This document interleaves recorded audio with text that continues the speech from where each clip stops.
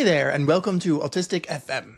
I'm Haje, I use he, him pronouns, and I'm your train driver for this long and winding path through the autistic landscape. Get your tickets, the view is gorgeous. If you like the podcast, please hit that subscribe button wherever you get your podcasts. It really helps us out. Plus, you get all the new episodes right away. You can also find transcripts and additional info about each episode on our website, autistic.fm. In this episode, I'm chatting with Jay, an amazing woman who discovered she was neurodivergent when her daughter was diagnosed with autism. After years of wrong diagnoses and mental health struggles, Jay finally found answers alongside her daughter's journey. Jay particularly opens up about her challenges with interoception. Basically, that's recognizing the signals from your body, which has a huge impact on our daily life. She's super honest about dealing with societal expectations, rejection sensitivity, and the process of unmasking and being her truest self around loved ones.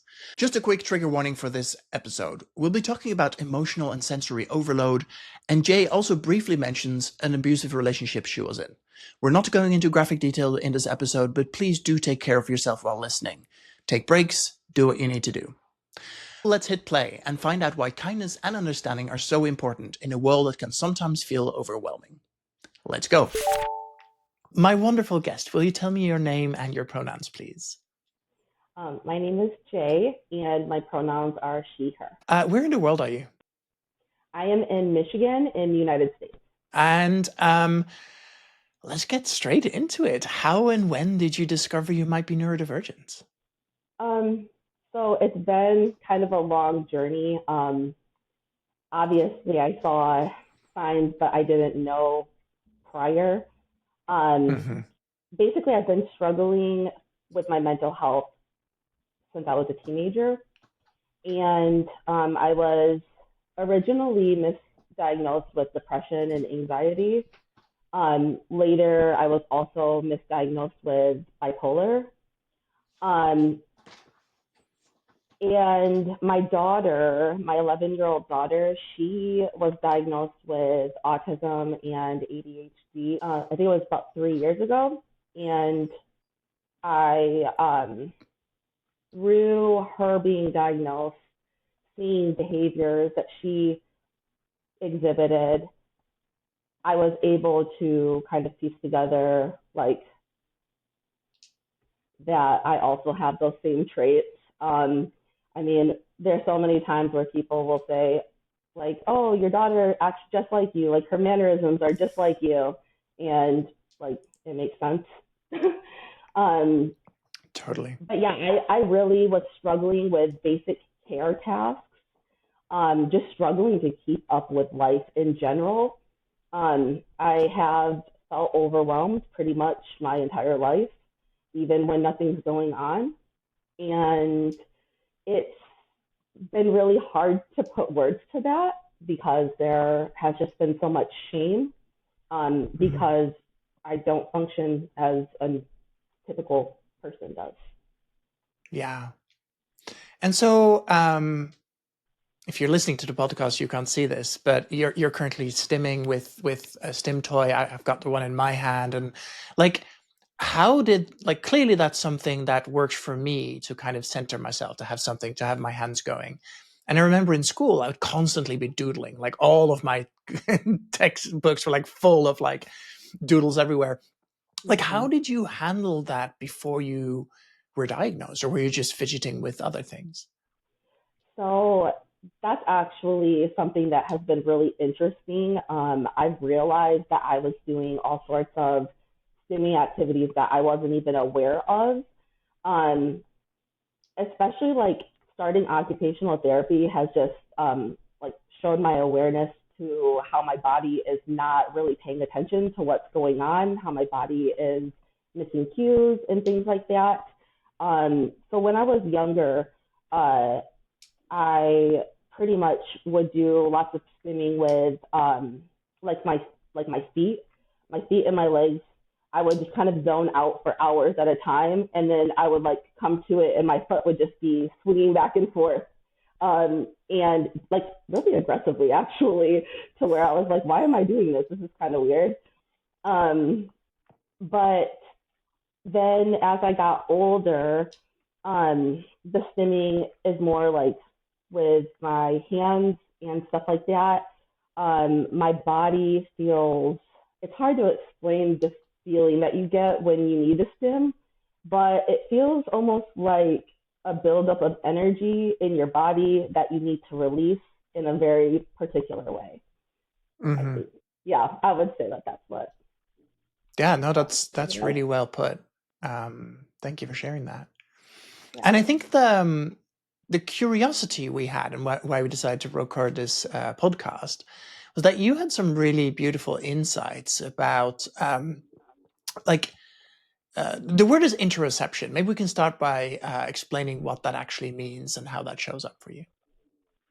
So interoception, basically my body does not pick up on a lot of cues that neurotypical people naturally their bodies pick up on. And so that makes it like it doesn't seem out loud, like it's not very obvious always for everybody on the outside, but it really does catch up to you after years of your body just missing essentially every cue.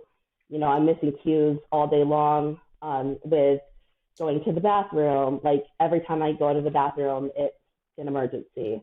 Um, I miss cues of being thirsty. Like I will go the entire day without drinking anything, and then like I'll be so dehydrated. And same with eating, I will completely forget to eat entirely. Um,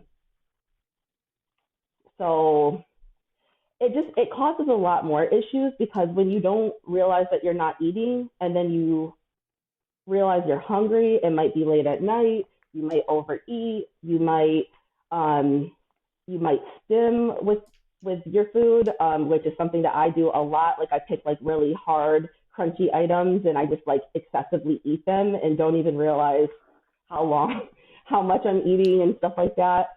Um, but yeah, my body also doesn't even pick up on simple things like if the room is too bright, um, instead of just like turning the lights off or putting on sunglasses, I just sit there.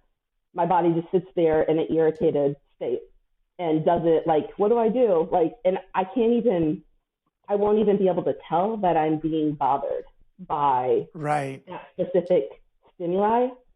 Um, so it's really confusing, honestly. Like when your body is not picking up on cues. Yeah, totally. Does this spill into also not necessarily being able to recognize your own emotions? Yes, it does. Yep, I think it goes hand in hand with alexithymia, not being able to recognize my emotions, not being able to like delayed processing. I always feel like I'm like late to the party of like grasping what's actually going on inside of Mm-hmm. me. It's always like way after the fact that I figure out what's going on inside of me. So that Yeah. does. Yeah, same. You know, I have fainted several times in my life where my suspicion is that I just haven't, like, my body's just going, hey, dude, if I'm going to make you pay attention because you haven't fed me.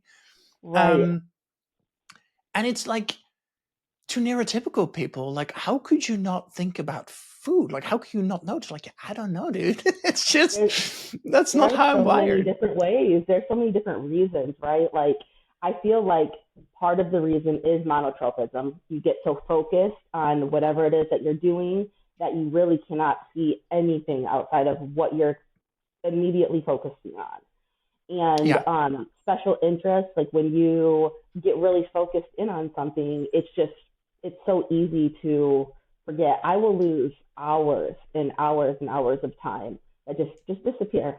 Like I don't know Yeah. what happens with the time. In my head, it will feel like maybe like an hour, but it's actually like 4 or 5. So Yeah. I had to stop playing video games for that reason. I would get so lost in those worlds, and especially like long time strategy games like Civilization or Factorio or things like that, where you're kind of just endlessly world building. I would be like, oh, why is it 4 a.m.? Wait, when did I start playing this game? Oh, crap. I've sat here for like eventually, like you say, eventually it's an emergency and I have to go to the bathroom. And like, why is it Yes. dark? It's like one of those things. And it's a thing as well. Like I used to be kind of legendary as a kid for if I had a book you'd have to wave something between my face and the book to get contact with me. Because even standing next to me and going, hiya, hiya, hiya, there'd be like nothing, like absolutely nothing.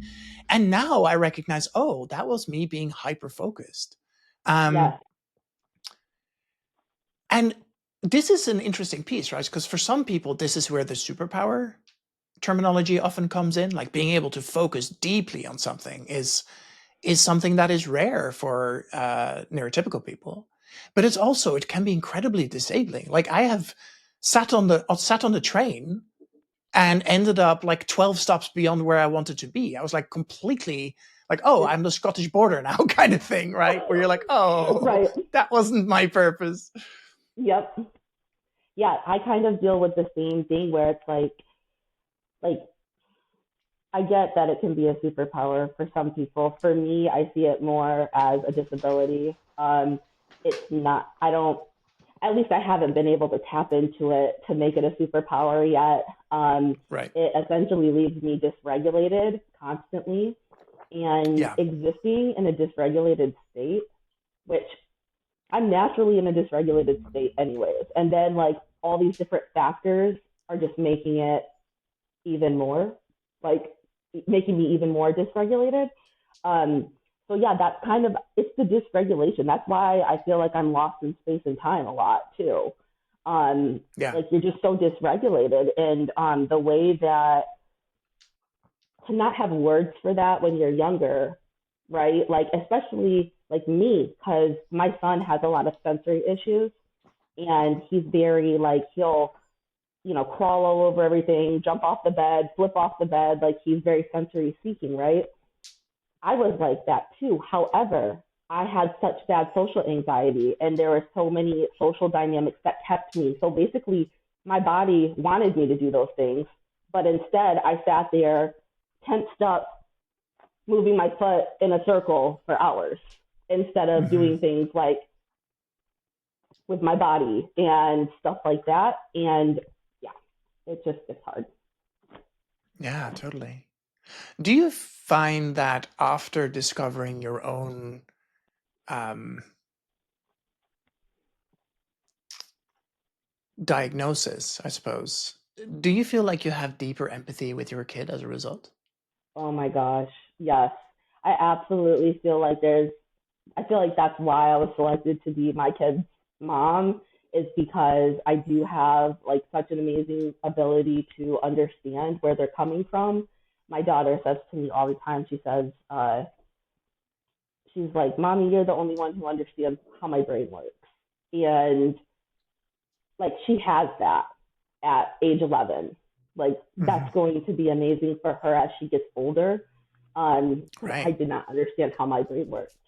Um, so And I imagine, like, even as you're saying that, I'm feeling this wave of grief for you, yeah, it was right? hard, so hard.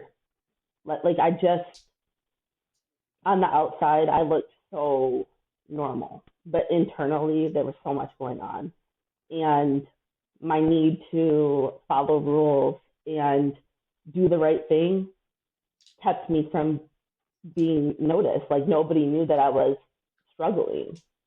Um, Yeah.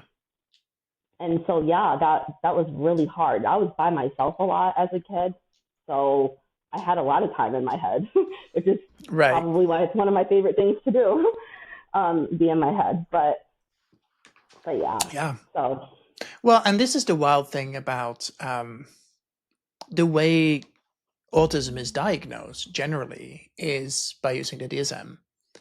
But if you read it carefully and read both what's there and between the lines, it's really about how annoying you are to other people, right? And so if you're bingo, able, literally. Sorry, I'm like that. yeah, That just that resonated so much. But yes, yeah.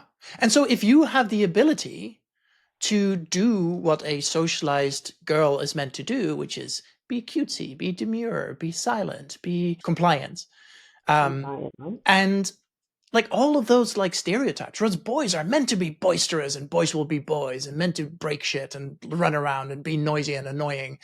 And so when they're a little bit too noisy and annoying, that's how they end up with a diagnosis. But I feel Yep. like it's just there's, and the wild thing is that the societal expectations to mask are different for boys and for girls. And so boys actually mask themselves into a diagnosis, and women, I mean, you've been there. Yes, exactly.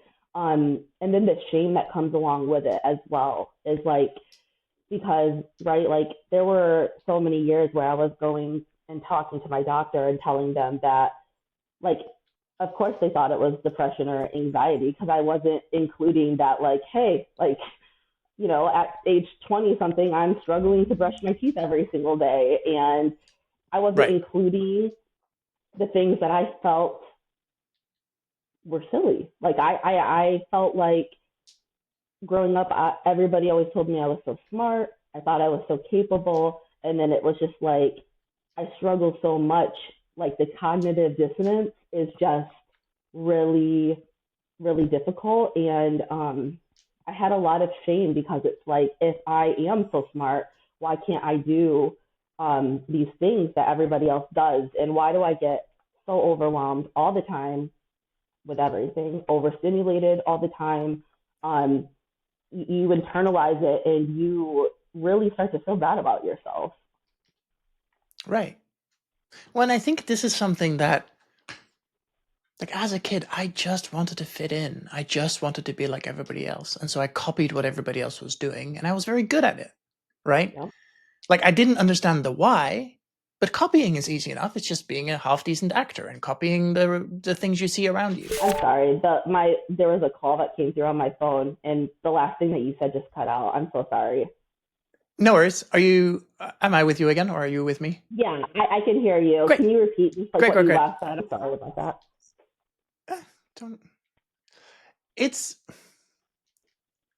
I'm just going to call out that I'm seeing rejection sensitive dysphoria happening in real time. Yeah. Right? Yeah. You're allowed to receive a phone call. In this podcast, I invite you to not beat yourself up about it. It's fine. Thanks. I think there's something. What's happening for you right now? Sorry. Can I just have a second, please? You can have as many seconds as you like. All of you is welcome with me. Thank you. I'll be right back. Yeah, of course. I'm better. Hi, welcome back. Hi. Thank you for looking after yourself. Thank you. Yeah, I just like, that's been happening since I was little. Yeah.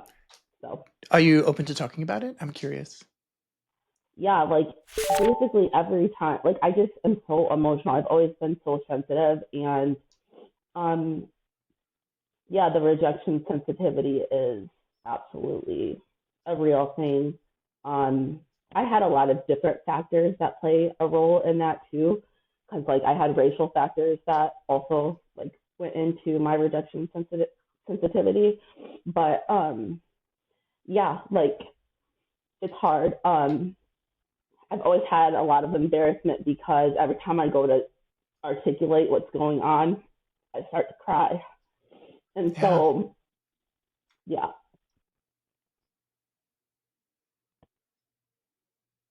Thank you for your tears.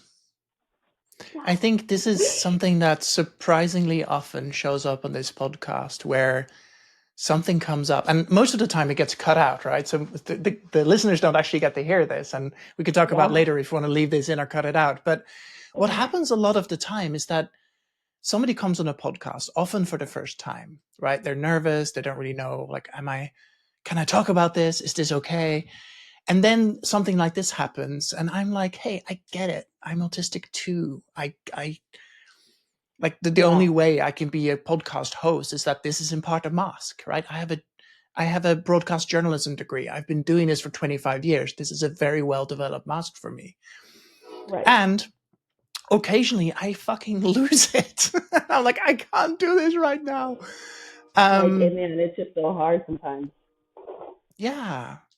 And I imagine, this is a massive projection, but I want to just say it out loud and see how this lands on you. I imagine that it was a little edgy to show up at this podcast. Yeah, it definitely was. Like, I was really nervous, just a little bit anxious about being recorded and not necessarily having control over what's recorded, what's not. Basically, I can't mask, and so that makes it Right. really hard. Well, and this is the Yeah, interesting thing, right? Because you're a content creator, but as a right, content creator, you can hit re-record so many times. I notice I'm doing right. that. And sometimes Yep, I'm even like mid-sentence, I just restart my sentence because I know I'm going to edit it anyway. And every yep, now and again, after I've been doing that a lot, I do that in person. I start a sentence, I yep. didn't like it. I started over, I didn't like it. And people are like, what is going on with you? It's like, oh yeah, I'm not, What is like, going this on? is not being edited. This is real life. Yeah, it's funny. Yeah, it's interesting, but no, it's like you're making it very easy to be on the podcast. Like, I feel so good. It's easy that it's easier because you are autistic, and um I know that you can understand sometimes, that I don't have control over things like what just happened. So Totally. And I imagine, a call comes in and it's like, I'm disturbing something, I'm breaking something. When that happens to me, I spiral. And so that I saw that happening for you. And I was like, oh, I know exactly where you are. And where my brain was like, okay, if that happens to me, what would be helpful to hear from the other person? And so that's what I did. And I want to live in that world. I want to live in a world where if we're in a business meeting and suddenly something happens and the other person is spiraling, that we have space for that. yes, Like it took that us 1 minute to recover from that spiral. It doesn't yeah, matter, it right? does.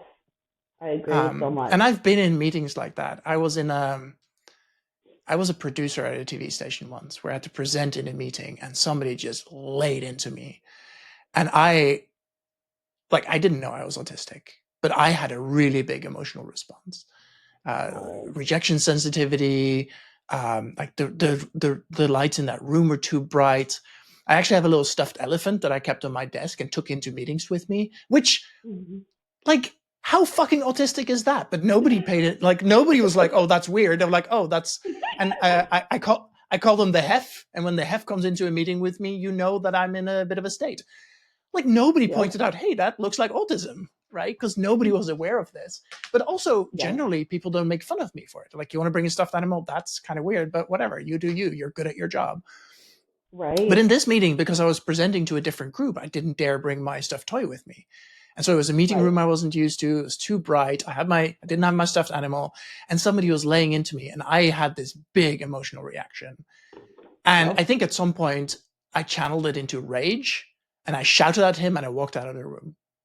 And I Yep. wasn't angry. I wasn't even angry. I was just No, overwhelmed with, you were overwhelmed. I like what you said about how, like, you thought to yourself, like, what would you need in that moment?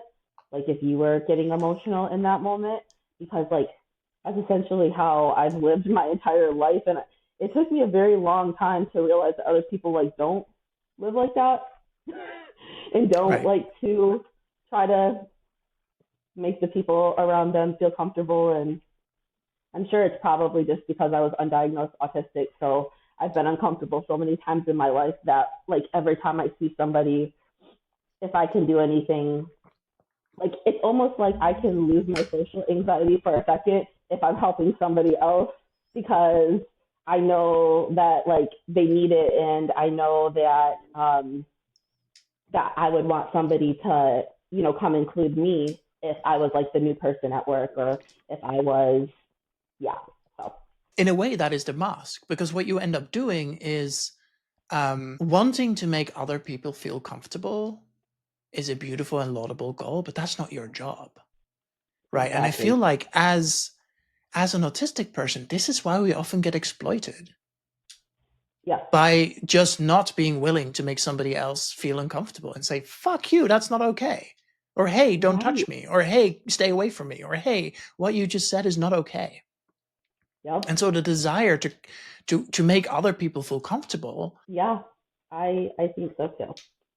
And how like it could just be so much easier if people were just a little bit more like sensitive to that, like in you know, I don't know.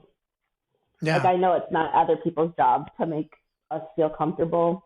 But yeah, it would be nice if people reciprocated that sometimes. I also feel like there's this big thing in the world where if somebody you don't know is having a big emotional reaction, like if somebody is on the street like ugly crying, my automatic like societally trained response go to, oh, they're having a mental health crisis.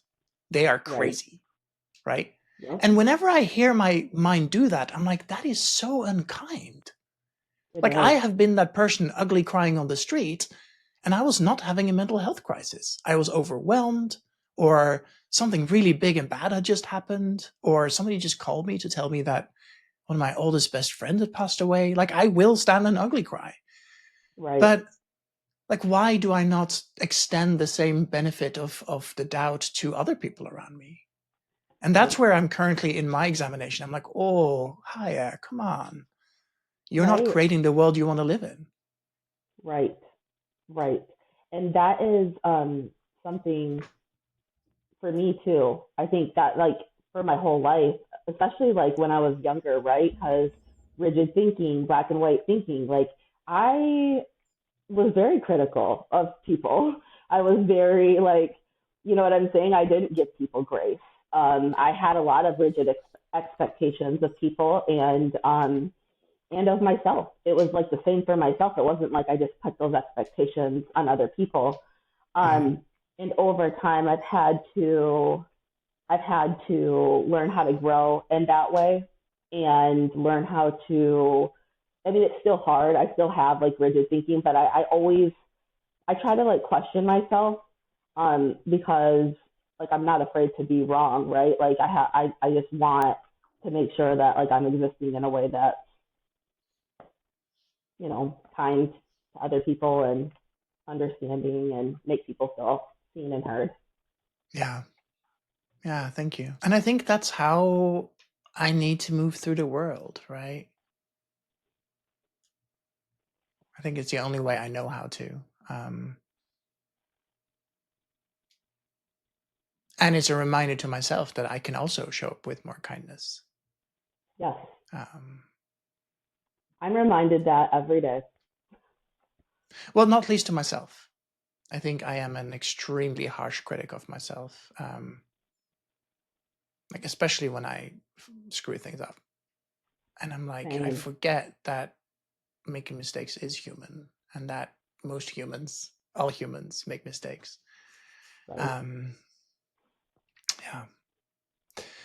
Just before we started recording, I watched a bunch of your TikTok contents because I wanted to kind of get attuned to who you are. And the last one I watched before we jumped to this call was why I was late, because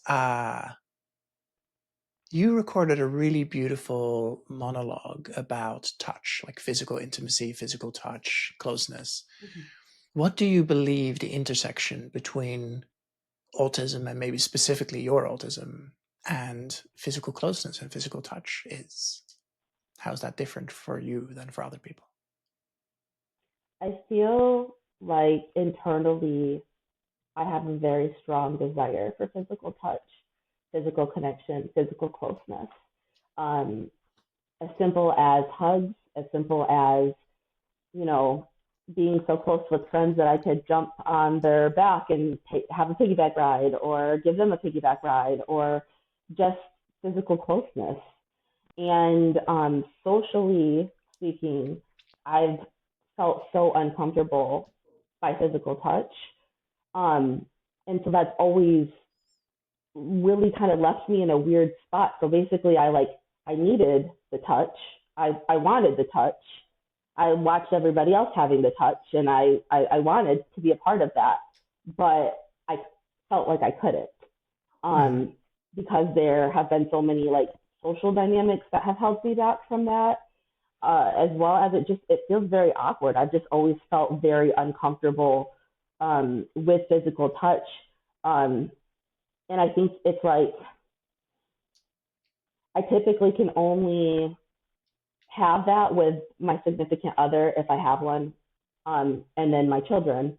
Um, but yeah, like in the dynamics of friends, other family members, everything like that, even my own mom, like I don't feel comfortable giving hugs and stuff. Like, there are certain types of hugs that really make you feel good, right? Like the ones that squeeze you really tight, which that's probably because I'm sensory seeking, but I love those type of hugs. And I can't have those with a lot of people because I'm so uncomfortable by the social dynamic of hugging them. What is the social dynamic? What is the discomfort there? It just feels awkward. There's a lot of overthinking. I'm always just like, oh no, like when am I supposed to initiate the hug? Like, are they gonna think I'm strange for initiating the hug? Are they going to be receptive of it? I always get really like when I go to hug people, I'm always like, okay, which arm should I reach with? Like literally, I'm overthinking it entirely. I'm like, okay, which arm should I reach with first? Okay, make sure to turn your head to the side so that way you're not like getting your makeup on them. Make sure that you don't like, are we doing a side hug? Are we doing a full hug? Like, there's just a lot of different dynamics, and it makes me just really uncomfortable. Yeah. And so after you've overthought your way into a hug, are you still able to enjoy the hug? Or is at that No, point you're like, ah, no, right. that's what I'm saying. Like, if there's any type of overthinking that has to occur, then I can't enjoy the hug or the touch. So that means that the only like actual like hugs that I can truly enjoy are with my kids and with my significant other, like Yeah. when I have one. Can you imagine a world where you're able to have a conversation with somebody in advance and say like, hey, I would like to share a hug with you. Um, I would like for that hug to go on for 2 minutes and I just want to be held tight. And I want to make clear that this is not the beginning of a sexual interaction. This is not an invitation to anything else. Like, is that available? Can you just hold me for 2 minutes and let that be that? Is there a world where you could actually get those words out and actually negotiate a hug, as it were? So I have tried that before. So like, okay, if I'm just being honest, I didn't even know that I liked hugs or touch because I had told myself I didn't like it because of how uncomfortable it was. But when I did finally realize, like, oh my gosh, like my body is screaming out for physical touch. Like I need somebody to give me a hug. I actually did kind of bring that up with a couple people that I tried, but they were neurotypical and it didn't end up going over. It just wasn't. Yeah, I Yeah. didn't feel seen. I didn't feel seen or understood, and I kind of felt um like odd. I felt uncomfortable by it, Yeah. because they didn't really understand where I was coming from and like why I would need a hug for 2 minutes and just need to be held. Right. And you did mention too about um, just wanting it to be just like a friendly dynamic, not sexual, whatever. That's also another thing, yeah, because a lot of times people misinterpret that. Like I'm not talking about like I want to like have sex all the time. Um, I'm talking about touch, like friendly touch. Right. Well, and I've spoken to a bunch of autistic women in particular.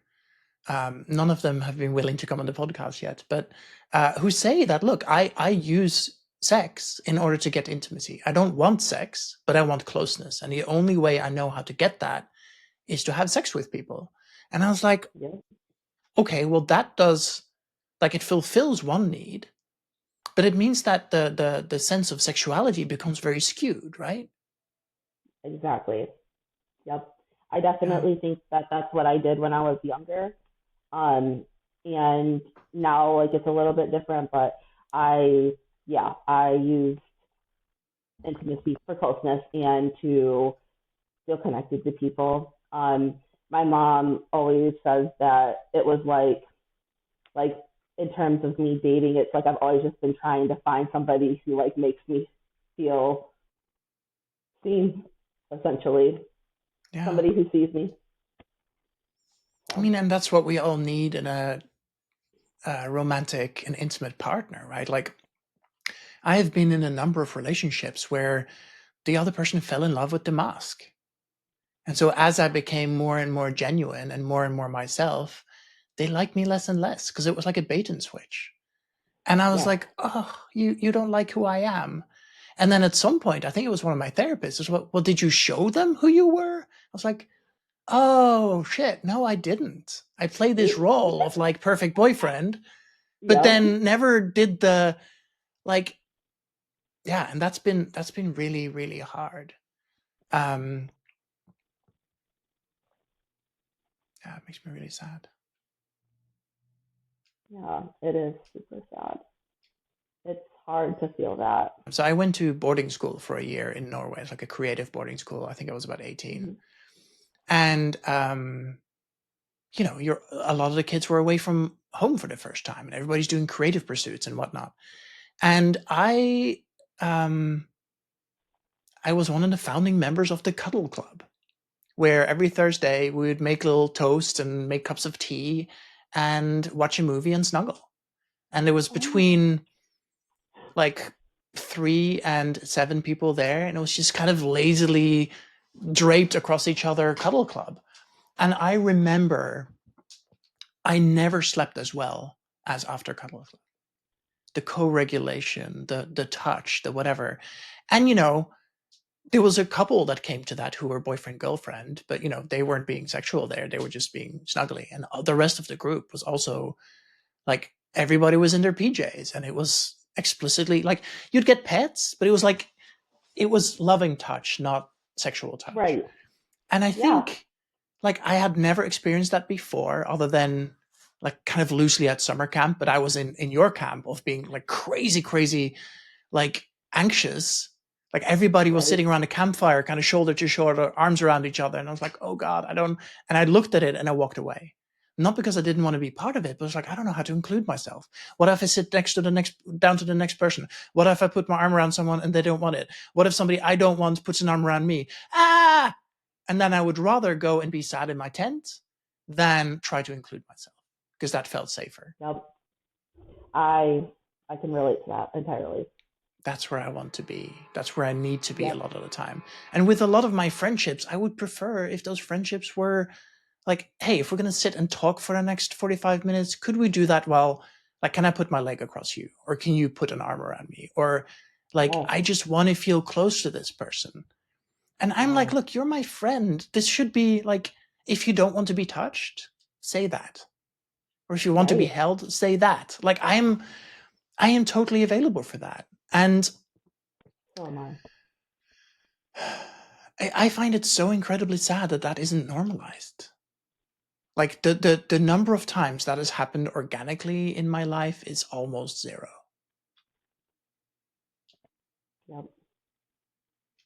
And whenever I have this conversation with women in particular, the line I often hear is like, look, the fact that that's available to you at all is a giant pile of white male privilege. I'm like, yeah, I get it. I don't have to be, generally don't have to be scared of sexual assaults or people pushing the boundaries or whatnot. Yes. I agree. Does that ring true for you? It does. It definitely does. And so that's how my brain works. Like, it's crazy. Like, every time I talk to another autistic person, it's just like further confirmation. Because just like you always feel like you're an imposter, even though I know I'm autistic. And Right. that, what you just said is so true. It's like not having the words, like you want to be a part of that, but not having the words. And then also when you're younger, you can't even like verbalize that. Like, how do you verbalize that without feeling silly? And a lot of people do feel weird about it and uncomfortable about it. But my thing is like, if we know at this point that like this will be good, then why is it so like, maybe we can just agree to be awkward together and like, yeah, I don't know, like find somebody, like you be awkward, I'll be awkward, and We can hug Right. and it'll be perfect. Right. Or like, hey, can we do Yeah. a test hug? And then once we figure out how to hug, Yeah. can we do the actual hug? Like, I'm just spitballing, right? But these, Yeah. like, That's so true. I but would I love think, that. That's such a good idea. right. But like, if you're willing to take some homework, find a friend and do that. Like, hey, I would like a 2 minute hug. Can it be just a friend hug? Can it be non-sexual? Can we try a short hug first so we figure out where all the arms go and then do the actual hug? Be brave. Try it. I'm going to try. I'm going to try it. Thank you for the challenge because I am going to try it. I already know who I'm going to ask. So Beautiful. yeah. Beautiful. And I'm just like, I don't know. I feel like a lot of this kind of stuff, because there are no models for it or how to ask somebody for a hug, like it doesn't have to be like a huge high stakes conversation, but it's like that's never been modeled for anybody ever. Because the neurotypicals just kind of figure it out. And there's like, what? They don't even think How? about it. They just do it. They just do it. Right. They just do all those things and they don't think twice about it. While I'm sitting at home, like for half of my childhood, trying to figure out how to get a hug from somebody. Right. So crazy. How does that feel? I mean, it's hard because it's like I really just didn't have the words. I didn't know how to articulate that. Um, Right. I didn't know how to articulate wanting closeness with people. I didn't know how to articulate that I wasn't having that closeness with people.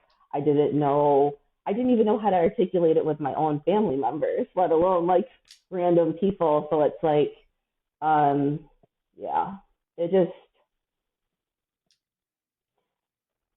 I wish like I had the skills that I have now from just like challenging myself and stuff, or I wish I could just like go back and I don't know, just be like more bold and more able to speak up for myself. Yeah. But I really just didn't understand what was going on. There was just a lot of like dissociation, and it's a very blurry time for sure. No, I get that. Are you able to channel some of those? You didn't use the word regrets. I'm going to use the word regret, and feel free to correct me if that wasn't right. Are you able to channel some of those regrets into how you're raising your kids? Yes. So, for instance, like my daughter, well, I try to make them very physically, like we're physically affectionate. Me and my kids are very physically affectionate with each other and very close. And so I just try to model that to them because I do feel comfortable being physically affectionate with my kids. Yeah. And I have noticed too, even because I used to work as a child protective services investigator, and so I would interview kids, right? Like I am so much more comfortable talking to kids than I am talking to my peers. It's always my peers that is like the hardest to talk to. I can talk to Right. older people. I can talk to kids much better, but it's peers that is hard. Yeah. And I just wish that I like could have been, I don't know, just more bold, I guess, when I was younger. And I feel like I held myself back from so many different things. Like, but I understand why, but it's still just, I don't know. You still get to experience grief about that. Yeah, there is a lot of grief with that. And I think too that also is kind of why, as I've discovered that I'm autistic and ADHD, like why I have, like, I'm younger. I act younger than I maybe used to. I was very mature as a child. I was very, like, I'd rather have conversations with adults than with Right. kids. Um, and I was very, so I always like held myself together so well. But yeah, I'm a lot more childish now, I would say. Like, I like to talk to kids better than adults. I like, I don't feel pressure around kids. Right. And I'm curious if part of that is that the expectation is just different, right? Kids expect adults to be different, but they don't know how different you are from other adults, or maybe they notice. Or similarly, when you're a kid, I had the same thing. I spent hours talking to the librarian and the caretaker of the school and whoever would talk to me. I would talk to for hours, like hours and Yes. hours and hours, telling stories, like just talking. And Mm-hmm. like that was my social connection. And nobody, as far as I can tell, nobody thought that was weird. But I wouldn't Right. spend time with my own age group most of the time. Right. Yep. And yeah, I always was talking to adults and always, yeah, I just always had like a lot of strong opinions on everything. And it just felt like the things that I was concerned with and the things that I thought about, like, just weren't really what my peers were concerned with or thinking about. So, Yeah, beautiful. How do you get your touch needs met now? um, well, so I do, I do lots of stimming, which helps. Like, I have a vibration plate, which I swear by my vibration plate. I think it's the most amazing tool for people who are autistic and maybe going through burnout Mm-hmm. because you literally just stand on it and it shakes you up, which is amazing. And it really regulates me and helps me feel more like grounded and stuff when I'm done. Mm-hmm. And yeah, so that helps me a lot. Like when I'm having those feelings in my body and I just can't figure out what to do, right? Like I'm just like kind of anxious, I'm kind of understimulated, but I'm kind of overstimulated and I kind of just don't know what to do. I just get on my vibration plate. I think Right. uh a lot of times um a lot of times autistic people we have like freeze moments where we're just like don't know what to do next. Right. And that kind of just helps because I don't have to make a choice. All I have to do is just stand on it, right? And it's productive regardless of whether I do anything besides just stand on it or not. Right. When I have low spoons, it's helpful. And when, like, also you have to take into consideration, like, when you're exercising and stuff, that's a mental task for Right. neurodivergent people, especially getting my brain and my body to coordinate with certain motions and um like because I always just feel so uncoordinated in that regard. Like someone will show me how to do something and I try to do it, I'm like, it's like awkward. It doesn't feel right if I don't know what. Yeah. Yeah, and it's like hard for me to pick up on the motion when I'm trying to learn how to do things, and then I spend way too much time overthinking very simple things. And now the exercise has now turned into a mental task and not just a physical task. And so I think vibration plates are amazing because you can just stand on them. And even if you're just standing there, right? Like it's, you're doing something. You're doing something productive. You're doing something that's going to regulate your body. So there's really nothing that can go wrong with it. Yeah. Yeah. I mean, I feel like like vibration plates is one I hear often. Like dancing is one I hear often. Oh yeah. Some exercise, but dancing in particular, where you're like, well, I'm not moving to any particular way. I'm just moving and letting the music move me wherever it moves. That one is good. I often hear like as a physical stim, masturbation. Like people just like, hey, this Right. is one way to be in congruence with my body in a way that feels good, literally and figuratively. Right. Um, Right. but none of them involve other people, right? There isn't like this co-regulation aspect of it, Right.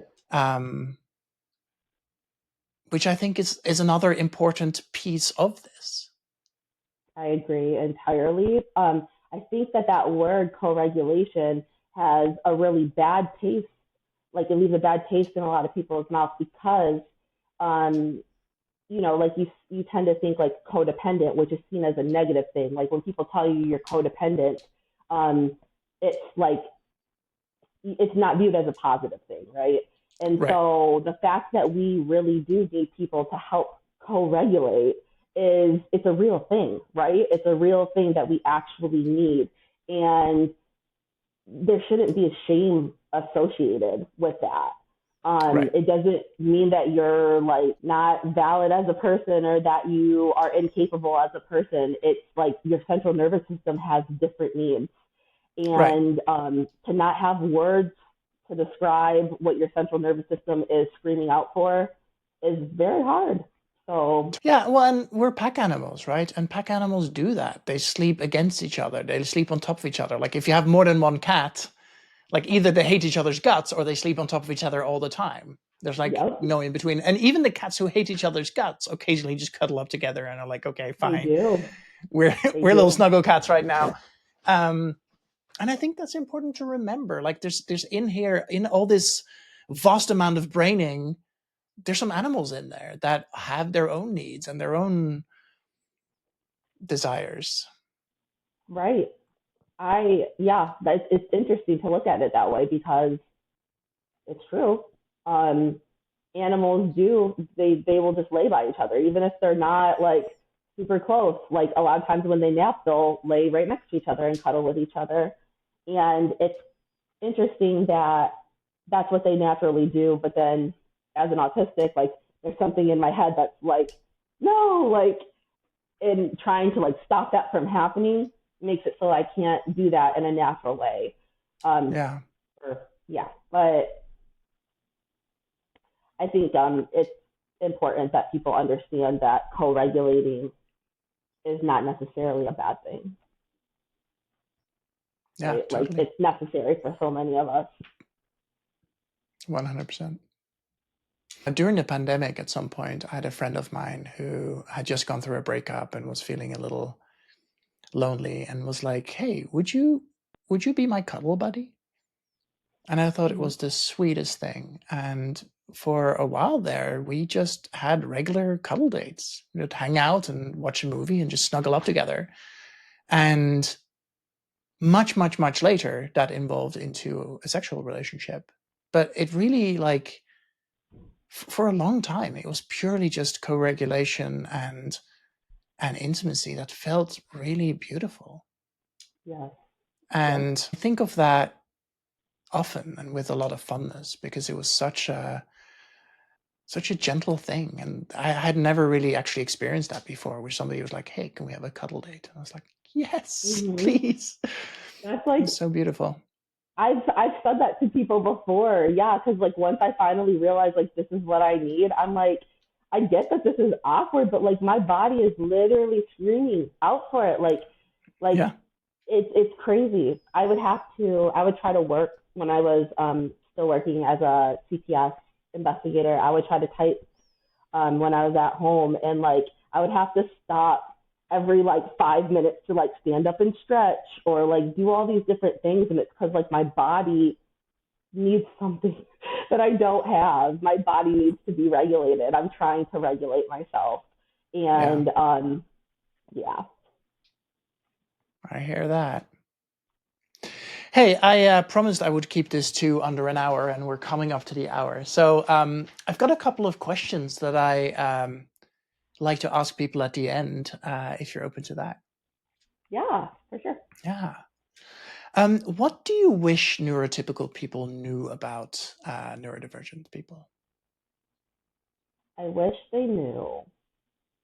I wish they knew that there's a lot that goes on under the surface for neurodivergent people, and that like what they see is not necessarily what they get, and that